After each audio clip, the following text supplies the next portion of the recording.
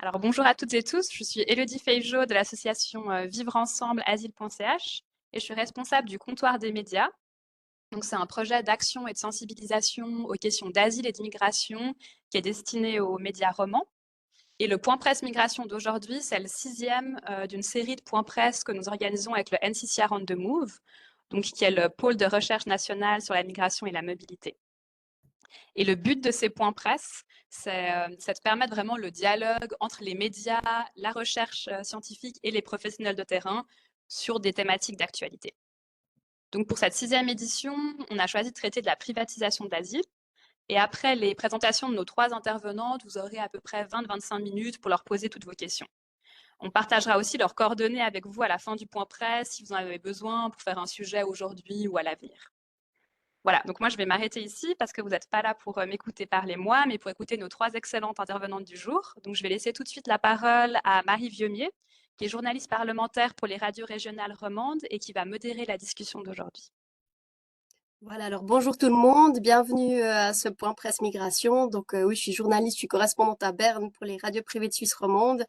Et puis cette question de la privatisation hein, de certains services de l'asile, ça fait régulièrement, c'est régulièrement un sujet, hein, que ce soit au Parlement et puis dans les médias. Donc c'est intéressant d'avoir trois intervenants aujourd'hui pour nous parler de cette question-là en lien surtout avec les soins médicaux. Donc, je vais tout de suite donner la parole aux premiers intervenants. Et puis ensuite, une fois que les trois intervenants auront parlé, vous pourrez poser vos questions en levant la main ou en mettant votre question dans le chat. Et puis, je vous donnerai la parole pour vos questions. Alors, je donne la parole à la première intervenante du jour, Camilla Alberti. Je vous laisse vous présenter et puis ensuite rentrer dans le vif du sujet. Merci beaucoup et merci aussi pour l'invitation. Je suis Camilla Alberti, docteur en sciences sociales et chercheuse à l'Institut d'ethnologie de l'Université de Neuchâtel. Et dans le cadre de mes recherches, je me suis beaucoup intéressée aux politiques, aux pratiques de réception des personnes réfugiées en Suisse, avec un intérêt particulier pour les dynamiques de sous-traitance, de contractualisation et leurs effets quotidiens sur l'hébergement, l'accueil et l'intégration des personnes du domaine de l'asile. Voilà, des questions qui sont au cœur du point presse d'aujourd'hui. Alors, on peut passer à la première slide. Qu'il faut, je dirais, mentionner d'emblée, c'est qu'en Suisse, qu'on désigne comme la privatisation de l'asile, ne signifie en réalité pas un transfert complet des responsabilités de l'État vers le privé, mais plutôt une privatisation de l'exécution des tâches d'encadrement, de prise en charge, de sécurité, ou encore, voilà, on en parlera, des prestations médicales lors des renvois.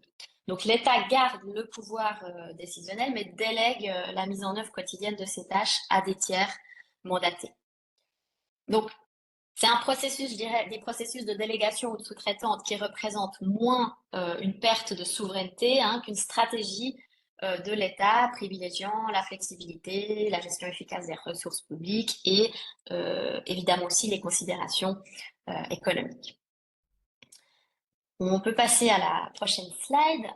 Ce qui convient aussi je dirais de rappeler, c'est que l'hébergement et la prise en charge des personnes réfugiées en Suisse a toujours impliqué une collaboration publique-privée. Ça s'inscrit vraiment dans une longue tradition hein, qui remonte au XXe siècle.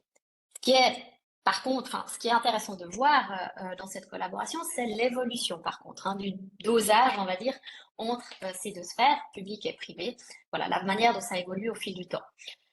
Pour faire très bref, hein, parce que le temps est limité, ce qu'on peut dire, c'est que la politique d'accueil hein, est passée, on va dire, d'une tâche cantonale, financée et mise en œuvre en grande partie par les œuvres d'entraide, donc issues des milieux protestants, catholiques et ouvriers, à une tâche qui s'est progressivement étatisée hein, à partir de la fin de la Deuxième Guerre mondiale, avec l'État qui prend le contrôle de cette politique en l'insérant dans ce qu'on peut appeler un dispositif national, tout en maintenant par contre cette possibilité de déléguer son exécution à des partenaires. Ce qu'on observe toutefois dans les dernières années, c'est une rupture, je dirais, dans cette modalité de gouvernement, donc à partir des années 2000 environ, avec une dynamique de privatisation qui se met en place, hein, donc une dynamique qui est coproduite par les sphères publiques et privées et qui s'articule, je dirais, autour de trois axes. Premièrement, une institutionnalisation accrue de la délégation au secteur privé via les appels d'offres, les contrats de prestation, etc. Deuxièmement, une multiplication, mais surtout la diversification des acteurs privés dans l'implémentation de la politique d'accueil, avec notamment l'entrée en scène d'entreprises à but lucratif. Et troisièmement, aussi une montée des pratiques managériales dans la gestion de l'asile sous l'influence des idées issues de la nouvelle gestion publique.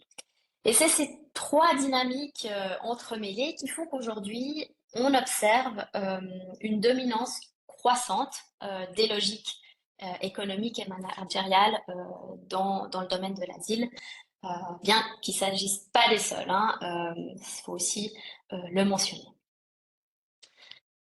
Qu'en est-il maintenant des effets de cette privatisation de l'asile? Je dirais qu'il y en a quatre principaux sur lesquels je vais maintenant m'attarder. Donc, le premier effet qu'on observe, c'est que le recours à des prestataires privés, qui soient d'ailleurs à but lucratif ou non, hein, s'accompagne d'une contractualisation croissante. Hein, donc, on a vraiment ces contrats de prestation qui encadrent les relations entre l'État et ses partenaires, ce qui conduit aussi à une marchandisation du secteur. Donc, l'asile devient un marché où les services sont soumis à des logiques de profit, souvent au détriment des besoins fondamentaux des réfugiés.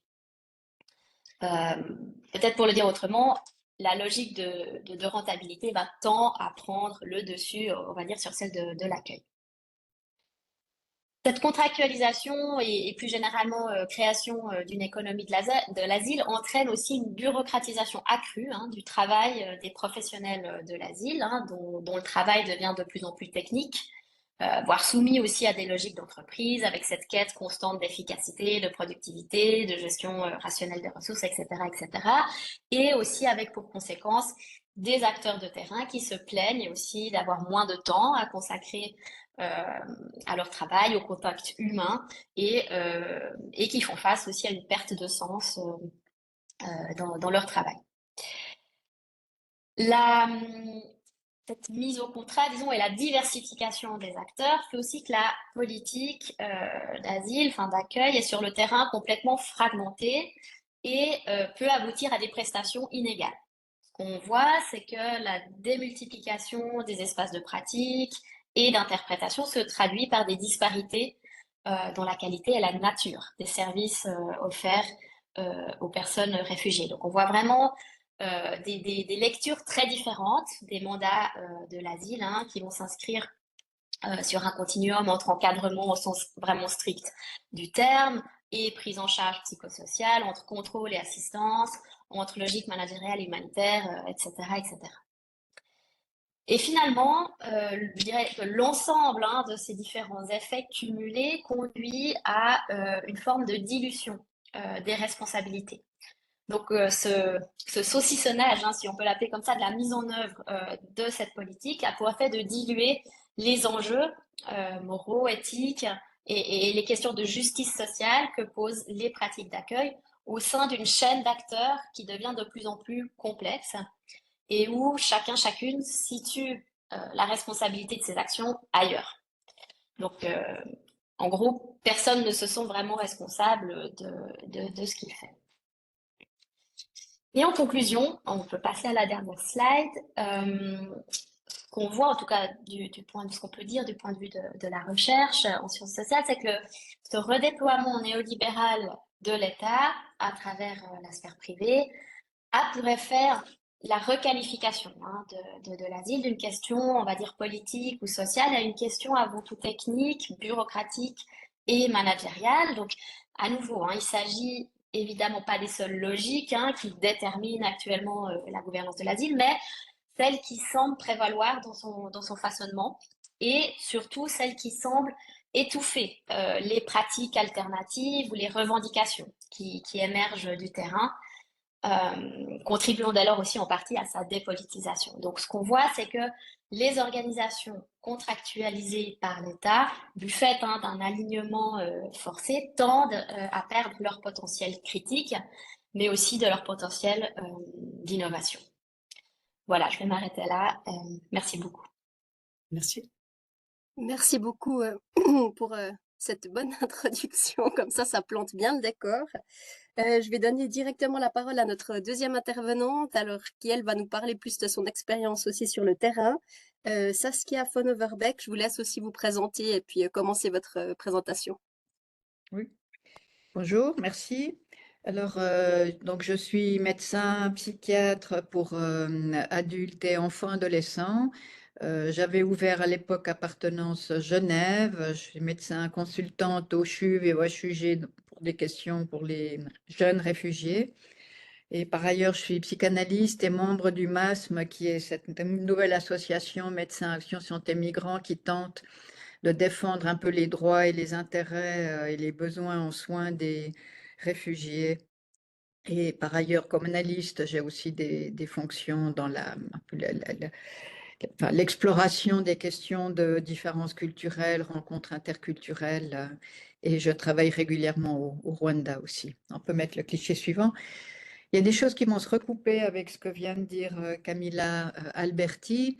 Alors, pour moi, quand on parle de privatisation, il y a différents aspects.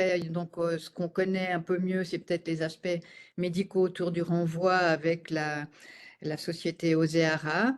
Il y a aussi les questions d'encadrement infirmier dans les foyers, qui est aussi privatisé dans un certain nombre de cantons par ORS. Il y a la question de sécurité qui est liée avec Securitas AG, mais ça concerne aussi l'attribution des soins à des privés ou des médecins privés sans forcément d'exigence de formation ou de supervision.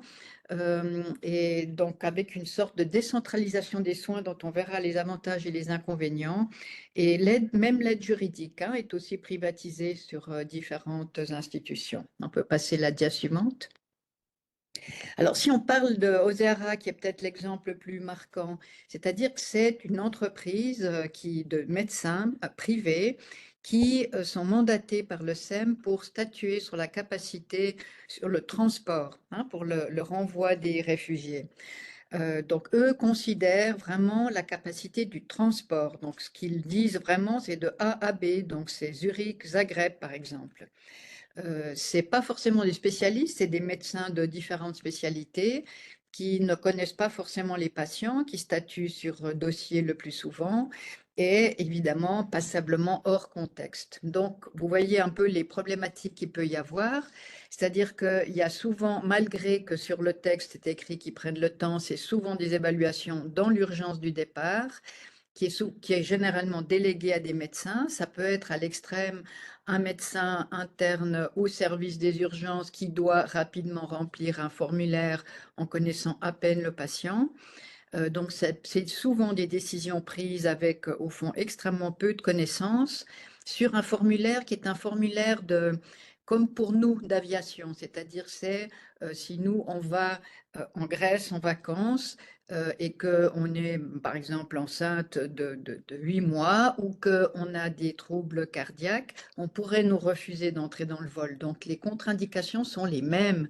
Et ce n'est pas des contre-indications en lien avec les problématiques de migration de réfugiés ou, par exemple, les problématiques qui pourraient se poser en Croatie.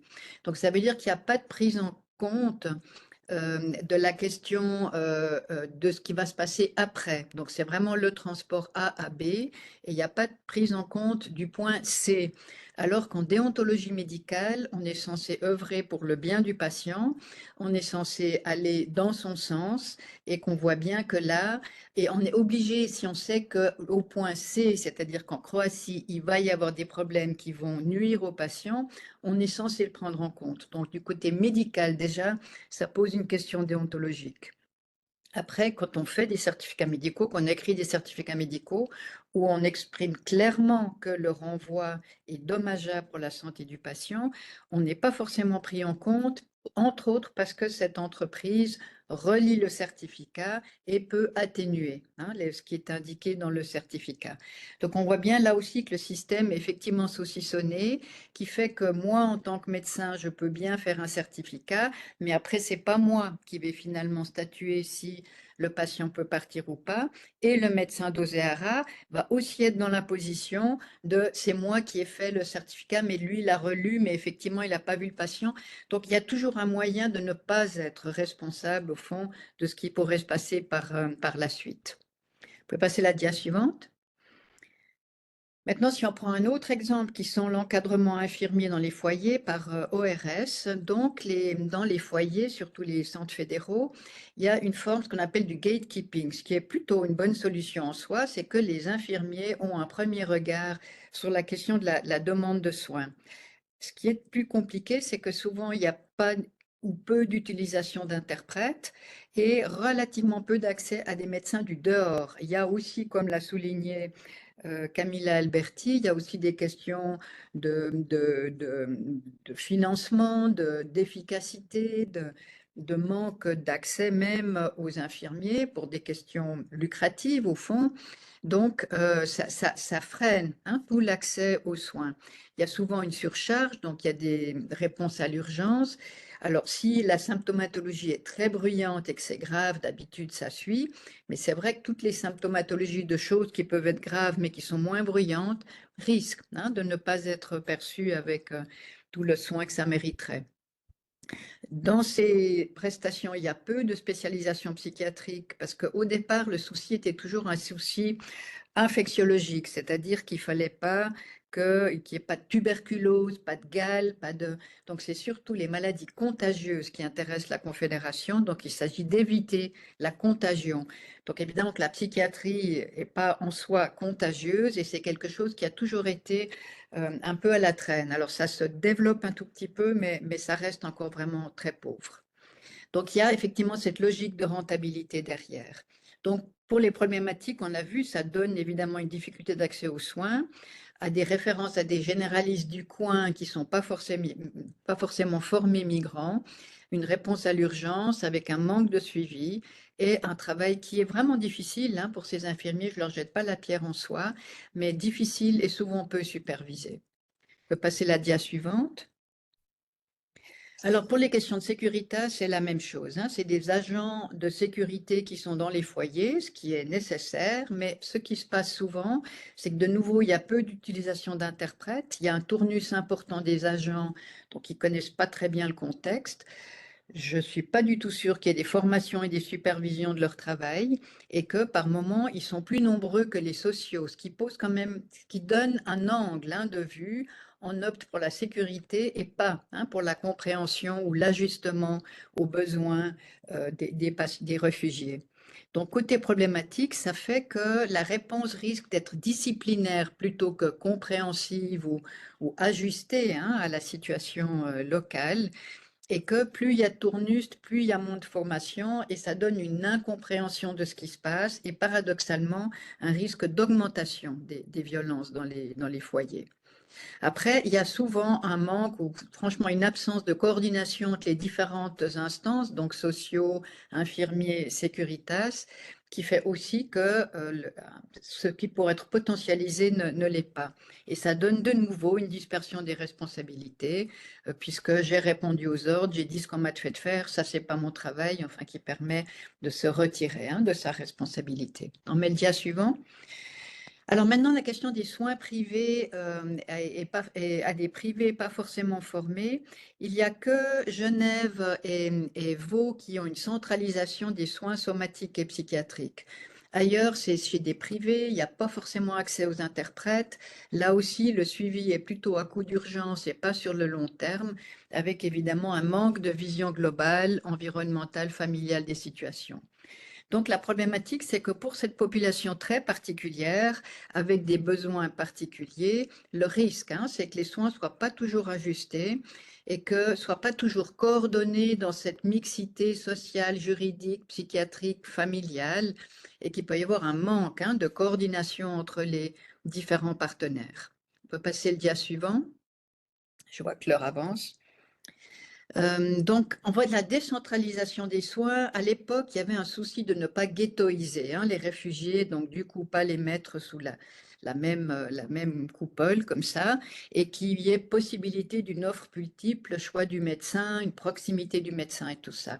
Les gros inconvénients, c'est vraiment le défaut de formation, le manque de coordination entre professionnels, le manque d'expérience dans certaines particularités de besoins environnementaux, sociaux, juridiques, manque de formation sur les questions post-traumatiques aussi, moins de recours aux interprètes, donc le risque de soins moins bons et un risque aussi du côté des professionnels augmenté de burn-out. On peut passer l'autre dia.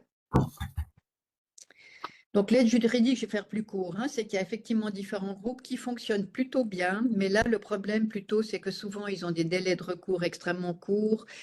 Comme c'est quand même, ils doivent survivre parce qu'ils doivent quand même s'autofinancer, ils sont souvent trop peu pour un travail vraiment très important.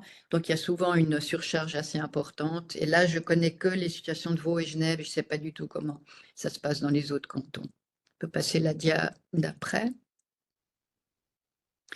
Voilà, alors peut-être ce qui est important, c'est vraiment la coordination et la centralisation des soins et de l'encadrement qui permet une vue d'ensemble de la situation, une meilleure formation, une coordination des partenaires, une meilleure définition des besoins, donc une meilleure réponse aux besoins et des soins plus spécialisés. Et aussi, ça permet une meilleure défense des droits et des besoins des réfugiés. Mais le dernier dia. Alors peut-être comment faire mieux. Donc je crois que c'est toujours avoir en tête le droit et les besoins des réfugiés parce qu'on l'oublie, des fois on a vu dans ces deux présentations. Ils ont un besoin de protection, un droit de protection et d'un environnement restaurateur et pas d'un environnement technique. Ils ont droit aux soins et ils ont droit à un traitement décent. Donc c'est important de garder une vue globale de la situation et je crois aussi, on pourrait dire, une pensée aussi libre que possible. Donc éviter de limiter sa responsabilité à juste son cadre strict, donc éviter A à B dans son propre métier, éviter de dire on peut rien faire, c'est pas que nous qui décidons, parce que ça dispense pas de réfléchir, même si on ne peut pas tout faire, évidemment. Il s'agit de lutter contre la déshumanisation et le saucissonnage. Et il faut faire très attention, alors peut-être dans les médias, au vocabulaire qui est vite miné et tenté de discrimination. Par exemple, maintenant, un demandeur d'asile, on précise toujours qu'il est entré illégalement en Suisse. Il n'a pas d'autre choix. C'est-à-dire qu'actuellement, comme on ne peut plus faire une demande d'asile dans une ambassade, forcément, on doit entrer illégalement, mais ça criminalise comme ça l'asile, ce qui est quand même très problématique. Ou aussi, quand un musulman fait un délit, c'est immédiatement terroriste ou antisémite. Il faut vraiment faire très très attention à ces dérives de vocabulaire. Alors que toutes sortes d'autres crimes, en France, il y a un féminicide tous les 3 jours. Ça, c'est beaucoup moins dit que les crimes des migrants. Les réfugiés en font pas beaucoup d'ailleurs. Donc il faut toujours aussi se représenter quand on réfléchit à une situation, à une problématique. Qu'est-ce que telle mesure fait vivre à telle personne ou telle famille? Et que c'est ça qui nous permettrait d'avancer plus loin. Voilà, je vous remercie. Merci, merci beaucoup. On va directement passer à Annelise Bergman. Je vais vous laisser vous présenter. Vous allez pouvoir témoigner de votre expérience. Tout à fait. Alors, bonjour à tous. Je suis Annelise Bergman.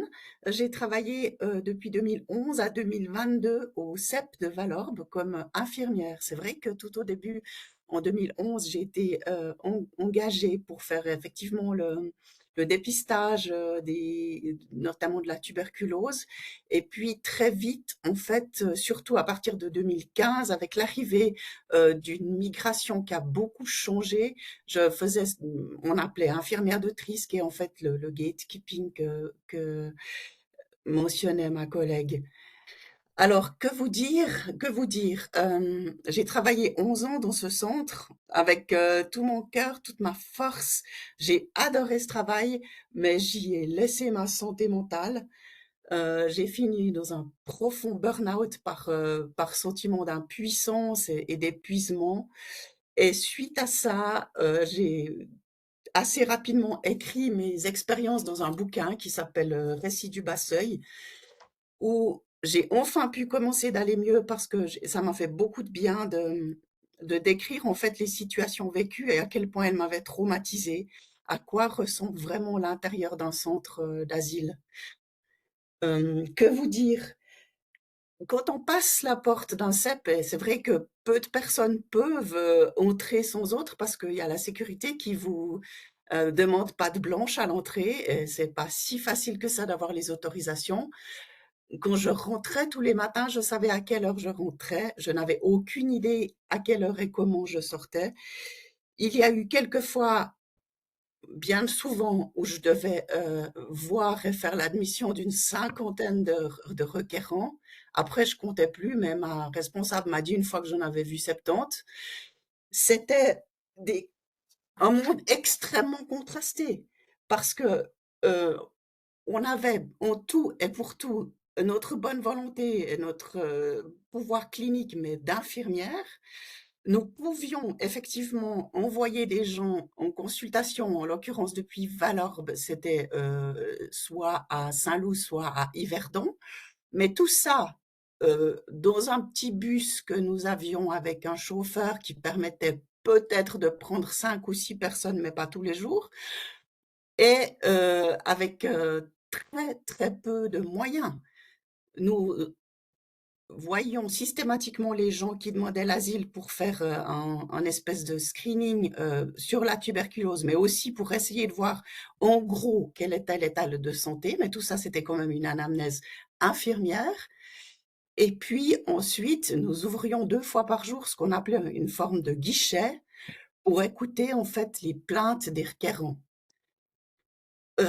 Alors que vous dire? Non, nous n'avions jamais de traducteur. Les dernières années, nous avions accès, mais de façon parcimonieuse, à un service d'interprète téléphonique, mais qui a des grosses limites parce que très souvent les interprètes de langues particulières comme, que sais-je, l'ourdou, le pachtoun, le mongol et tout sont pas disponibles sur un plateau d'argent. Donc il fallait par nous-mêmes très, très vite développer un peu des compétences culturelles et linguistiques assez inouïes.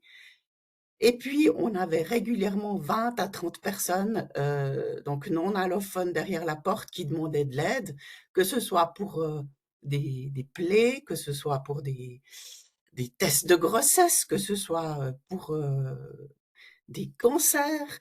Il y avait un manque de moyens, et je pense que c'est ça qui caractérise vraiment ces lieux, un manque de moyens énorme.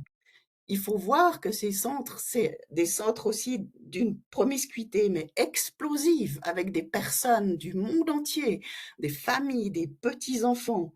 Il y a des personnes qui ont quand même, une grande majorité des personnes, notamment celles qui ont traversé la Méditerranée, qui arrivent avec des traumatismes consécutifs à leur traversée qui sont énormes. Un pourcentage notamment de femmes qui ont vécu des violences sexuelles inouïes.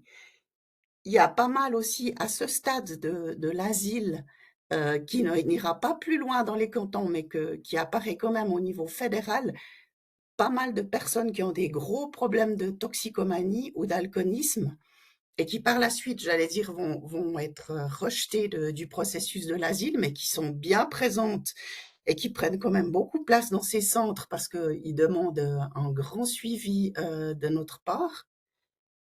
Il y a aussi dans ces centres une agressivité forcément insensée. Nous faisions nos consultations avec les dernières années avec des Securitas en gilet pare-balles à côté de nous, ce qui n'était pas non plus idéal pour créer du lien, entrer en contact. Que vous dire? Alors oui, il y avait énormément de personnes qui avaient aussi des plaies considérables, comme j'en ai jamais vu avant, que ce soit la gale, la tuberculose cutanée, que ce soit l'HIV, le sida, que ce soit très souvent, très, très souvent, des jeunes notamment qui étaient dans des états de sidération, suite à des traumatismes qui parlaient finalement peu, mais qu'il fallait pouvoir adresser assez rapidement à des psychiatres. Et ce qui était très difficile, et je pense que c'était peut-être l'impuissance qui m'a le plus marquée, c'est que certes, nous pouvions envoyer les gens à l'hôpital, certes, nous pouvions les faire consulter. C'était pas si facile d'obtenir des rendez-vous parce que, comme pour les personnes suisses, il y a des délais d'attente. Les psychiatres ne sont pas non plus sur des plateaux d'argent. Et dès qu'on avait un rendez-vous, sans autre, le SEM déplaçait ces gens d'un centre à l'autre. Pour peu qu'ils voulaient faire une audition, on ne déplace pas l'auditeur, on déplace le papa, la maman et toute la petite famille. Ils sont à Valorbe, on veut les auditer à Boudry, on les met 3 jours à Boudry. Donc le rendez-vous n'a plus lieu. S'il faut le traducteur n'est pas à Boudry, on les envoie à Kertzers. Et tout ça, ça faisait que, pareil aussi pour les femmes enceintes, pour le traitement des enfants, c'était presque impossible de faire des suivis en fait. Quand bien même on avait le temps et la lucidité de voir qu'il y avait un problème et d'obtenir des médicaments. Bien sûr que les médicaments ne pouvaient pas être confiés aux personnes eux-mêmes, en tout cas pas tous ceux qui avaient une certaine portée au niveau des barbituriques ou des somnifères, tout ça. Donc tout ça devait être géré aussi par les infirmières. Et très vite, on était, comme vous l'avez cité, submergé aussi de demandes administratives. Les dernières années, j'avais l'impression de faire la moitié de mon temps à soigner des papiers plutôt que des gens. Et finalement, ça a peut-être été le plus dur parce que s'épuiser quand c'est avec des gens, il y a toujours un côté qui reste galvanisant, valorisant, qui donne de l'énergie. Mais avoir l'impression qu'on remplit des statistiques et qu'on travaille mal, c'est quelque chose d'extrêmement frustrant. Qui, mon mot d'ordre, c'était je ne peux pas travailler correctement, je peux que travailler le moins mal possible. Et c'est suite à ça, en fait, que j'ai démissionné en mauvaise santé et que j'ai écrit mon bouquin. Voilà. Une de mes collègues, d'ailleurs, la plupart de mes collègues ont soit été licenciés pour avoir parlé de comment c'était dans les centres, de ce qu'on vivait, notamment avec notre employeur ORS. Et une de mes collègues qui est dans le Jura aura tout prochainement, le 25 septembre, un procès contre ORS par rapport à son licenciement abusif à Porrentruy. Que vous dire d'autre? Je crois que je préfère répondre à vos questions. Merci en tout cas beaucoup pour ce témoignage, hein. Voilà, c'est vraiment intéressant d'avoir quelqu'un qui a pu vivre aussi de l'intérieur comment fonctionnait ce système. Alors, si vous avez des questions, je vous propose de lever la main virtuelle en bas à côté du smiley. Il y a une petite main, vous pouvez la lever et puis comme ça, je peux vous donner la parole ou alors à écrire votre question dans le chat. N'hésitez pas. Et puis en attendant que vos questions viennent, j'ai peut-être juste une première question pour Annelise Bergman. Vous avez pu parler à des collègues qui travaillent encore? Vous savez si la situation a pu s'améliorer un petit peu aujourd'hui? Alors, je me suis renseignée effectivement. Alors, en 2022, on a essayé de me dire, mais reste, il y aura bientôt des consultations médicales, des médecins vont venir 2 fois par semaine au centre consulter. Une année plus tard, c'était pas fait toujours. Je crois que depuis l'année dernière ou cette année, il y a effectivement des assistants de Saint-Loup qui viennent 2 fois par semaine. Et peut-être tout récemment, ces derniers mois, aussi des psychiatres. Mais ce que me disent mes collègues infirmières, c'est que les médecins qui viennent 2 après-midi par semaine, ils sont censés, en premier lieu, remplir les dossiers et fit to fly. Et ensuite, s'il reste un petit moment, ils seront peut-être d'accord de voir les requérants que mes collègues auront sélectionnés et disant tu dois voir cette personne, il faut voir cette personne.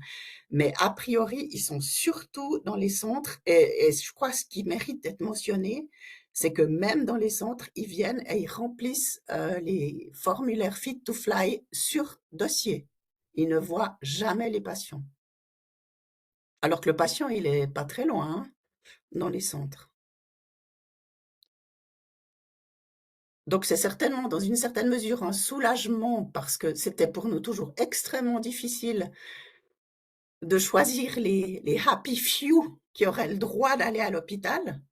Pour les autres, on devait les faire patienter avec des pastilles Valverde, des petites plantes, des petites herbes, des huiles de massage, des remèdes de grand-mère, des chansons, enfin, on n'avait rien, rien. Donc apparemment, oui, les médecins passent 2 fois par semaine le seuil, mais ça reste quand même assez limité. Oui, bah, n'hésitez pas si vous avez des questions, hein, sinon moi je vais vous relancer un petit peu sur différents aspects parce que voilà, on est allé assez vite pour les présentations, mais c'est évidemment très intéressant. Moi j'avais une question peut-être pour Saskia von Overbeck. On a l'impression dans ces présentations qu'en fait c'est pas vraiment des patients ou qu'ils n'ont pas les mêmes droits que des autres patients, les requérants d'asile. Comment vous voyez ça, vous, en tant que médecin? Ouais.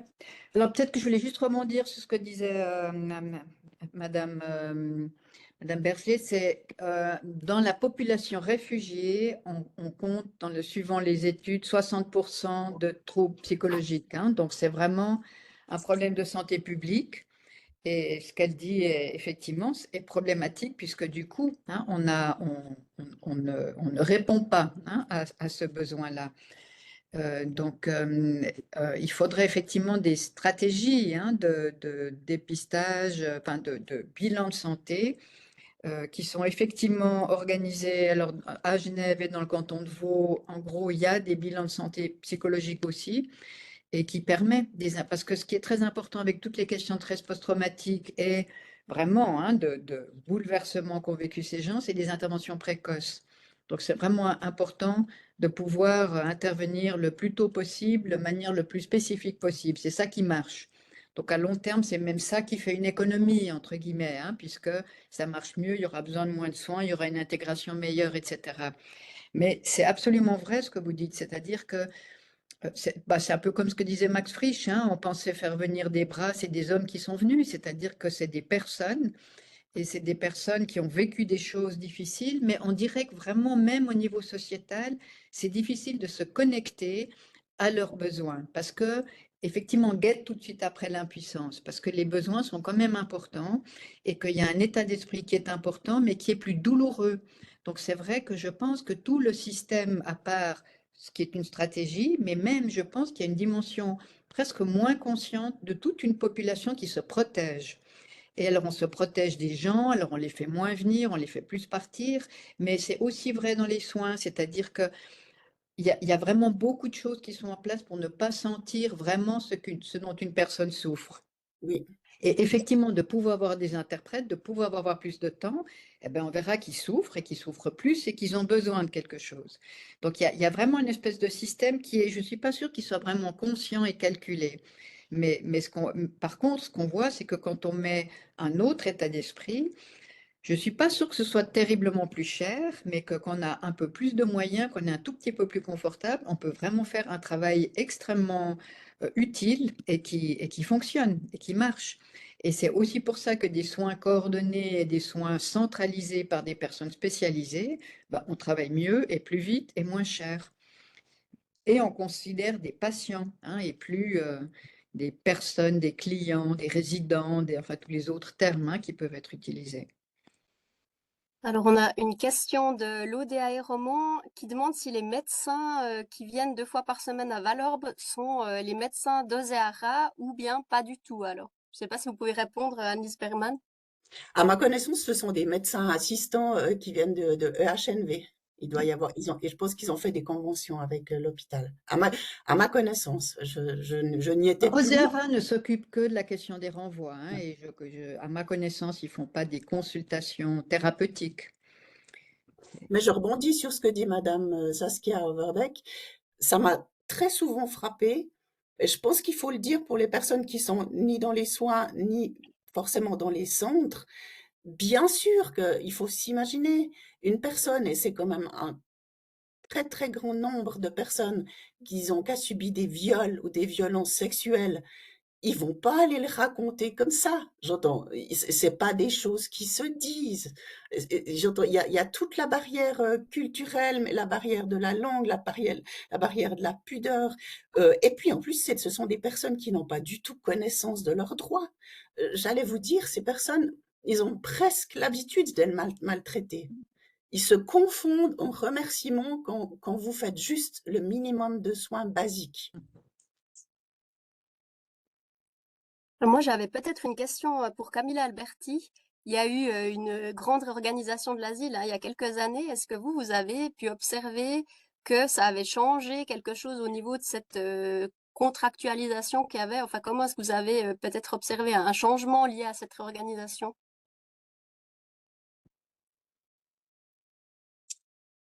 Je pense que c'est une bonne question, mais je pense pas vraiment pouvoir y répondre. Je crois pas avoir. Enfin, ça n'a fait que, je pense, d'une certaine manière, continuer, poursuivre ou renforcer des dynamiques qui étaient déjà en place. En fait, avant, ça les a à nouveau un peu institutionnalisées, cette recherche de l'efficience, de la rapidité, qui fait aussi que, du coup, avec l'augmentation d'appels d'offres, etc., mais qui, en fait, poursuivent, reproduisent ces dynamiques qui se sont déjà installées à partir des années 2000 environ. Mais donc, c'est un système qui a repris ces codes-là, je dirais, mais qui implique pas forcément un changement important des pratiques, enfin, de mon point de vue, je dirais. Je pose peut-être la question aux deux autres intervenantes. Est-ce que vous pensez que la réorganisation, ça a eu un impact sur la prise en charge, notamment au niveau des soins médicaux? Pour moi, ça a été vraiment extrêmement difficile. Alors, dans un premier temps, ça partait d'une bonne intention et ça avait l'air tout à fait alléchant. Mais le fait est que sur le terrain, on a eu forcément à répondre à la fois au SEM, à la fois à l'ORS et à la fois à Caritas, parce que tout ce petit monde voulait savoir ce qu'on faisait, comment, fallait tout justifier à tout le monde. Donc je pense que ça a en tout cas doublé notre charge administrative et c'est tout ce qu'on en a eu. Et Saskia von Overbeck, faut allumer votre micro. Si c'est la réorganisation au centre des soins fédéraux, je connais moins, mais de ce que j'en ai entendu un peu indirectement, c'est que tout le monde court, hein, les juristes, alors effectivement, sont là, mais vraiment ont un minimum de marge pour travailler, donc ils travaillent toujours dans la course, ce qui est évidemment difficile. Je crois que les soins, bah, Madame nous a bien répondu.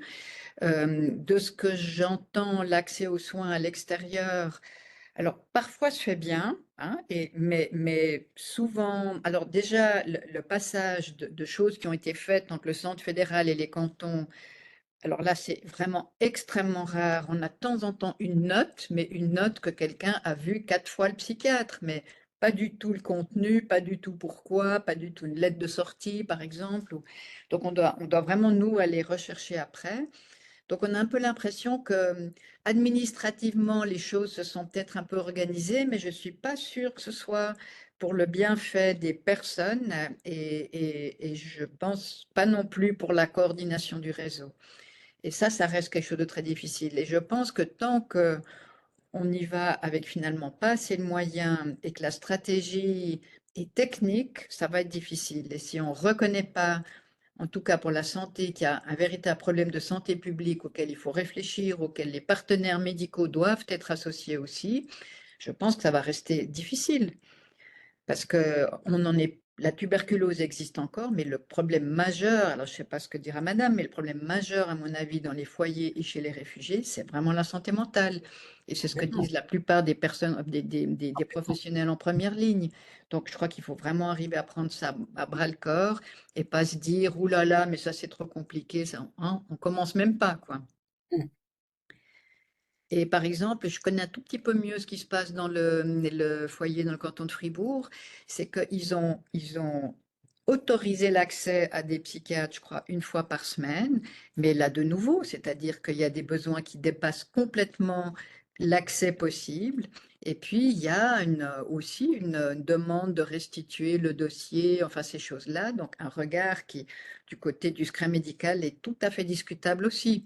Donc, il y a tout le Absolument. temps comme ça des petits dépassements, qui pour nous sont quand même assez inquiétants.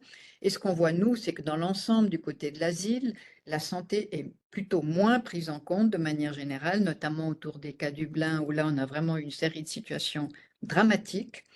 Et donc là, on a plutôt l'impression que les choses se raidissent et ne s'améliorent pas.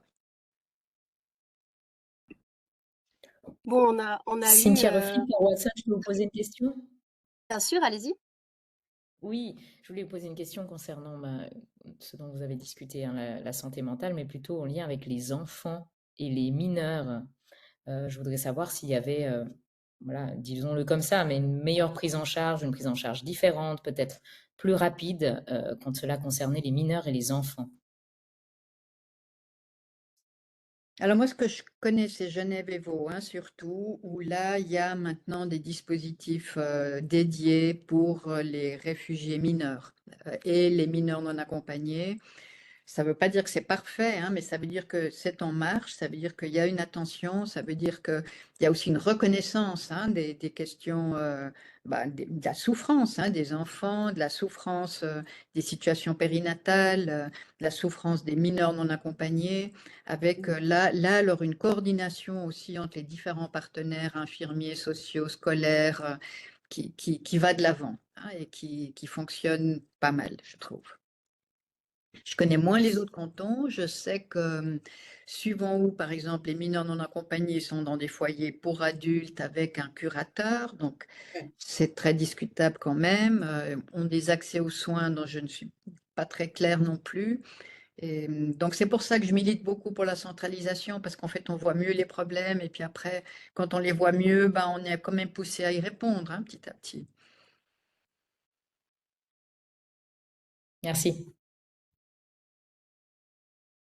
Bon, on a récemment quand même une ou deux personnes qui étaient dans des centres qui avaient des problèmes psychiques qui ont été aussi médiatisés parce qu'ils ont pris des gens en otage, parce que ils sont Mhm. allés crier dans des cours d'école, hein. Donc il y a quand même assez récemment comment dire ça s'est vu quand même dans l'espace public que ces personnes avaient des problèmes psychiques qui n'étaient pas bien pris en charge. Est-ce que cette visibilisation, ça, vous pensez que ça peut peut-être faire améliorer quand même la prise en charge et puis le suivi psy dans les centres? Ça peut faire l'inverse aussi, hein. Ça peut faire l'inverse aussi. C'est ça le problème, c'est-à-dire que vraiment, hein, dès qu'il y a un délit fait par un étranger, c'est vite les réfugiés, alors que c'est pas du tout forcément les réfugiés. C'est vrai que les deux situations dont vous parlez, dans les médias, ça a assez vite tourné autour de difficultés psychologiques, et donc c'était plutôt bien, mais c'est vrai que c'est vraiment un double tranchant, parce que d'un côté, on le voit plus, mais comme ils font un délit, c'est quand même une population, c'est à peu près 1% de la population, un petit peu plus, très mal connue.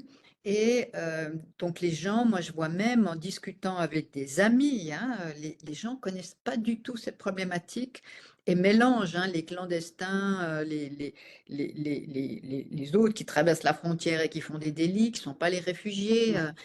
Et donc, vraiment, il y a une vision quand même très négative ou bien absente comme ça. Donc, les gens ne se représentent pas très bien qui est cette population.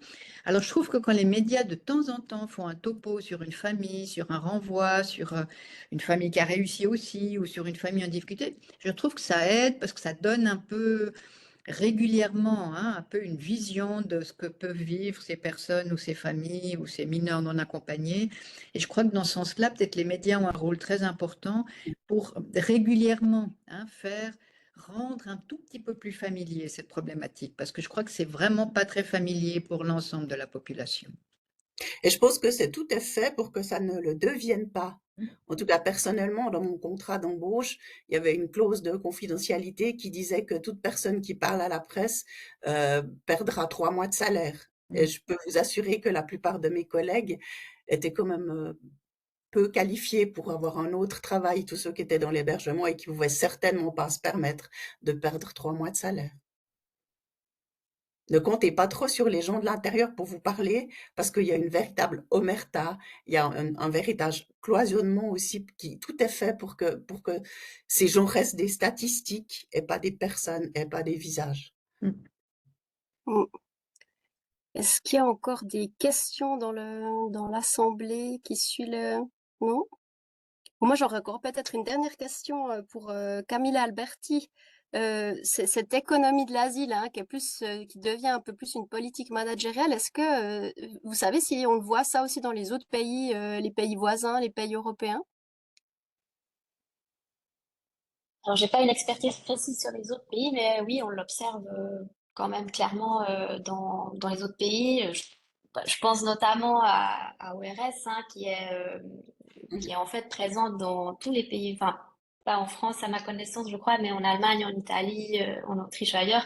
Donc, il y a ces mêmes tendances aussi avec des entreprises à but lucratif qui prennent le dessus dans ce marché de l'accueil et qui s'étendent de plus en plus et qui véhiculent en fait toutes les logiques managériales, économiques aussi qui vont avec.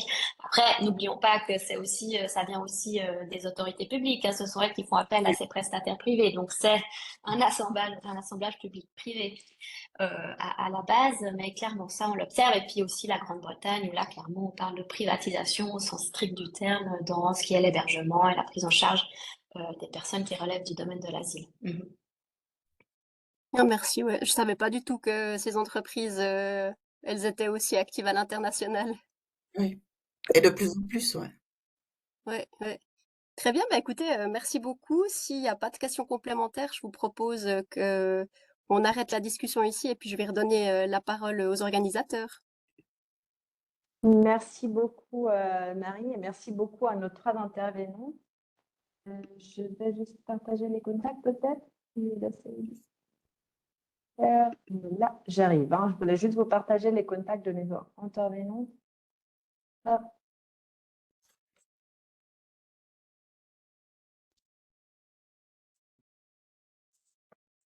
C'est bon.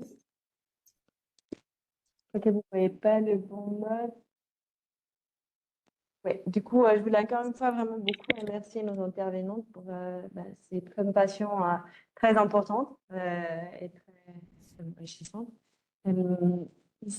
Sur le slide, vous devriez voir les contacts des experts ainsi que les contacts à Vivre Ensemble à DPCH et NCCR Rendez-vous que vous pouvez écrire si vous avez des questions liées à ce sujet, mais aussi il y a d'autres sujets en lien avec les questions migratoires et de l'asile. Et on peut vous mettre en contact avec d'autres experts et expertes pour répondre à ces questions-là. Je suis désolée, il y a un peu de bruit de fond. J'espère que vous m'entendez quand même. Et l'enregistrement vidéo devrait être en ligne encore cet après-midi ou demain matin. Mais de toute façon, pour les personnes inscrites, vous recevrez un email avec les présentations qui ont été faites, ces contacts ainsi que le lien pour la vidéo également. Et je pense que j'ai donné toutes les informations importantes. Et avec ça, je vous remercie encore toutes et tous d'avoir participé à ce point presse migration. Et encore merci à Camilla, Safia et Anne-Lise et Marie, évidemment, pour avoir nous donné beaucoup de matière à réfléchir. Merci beaucoup à toutes et Merci tous. beaucoup. Une très belle journée. Au revoir. Au revoir. Merci, au revoir. Merci, au revoir.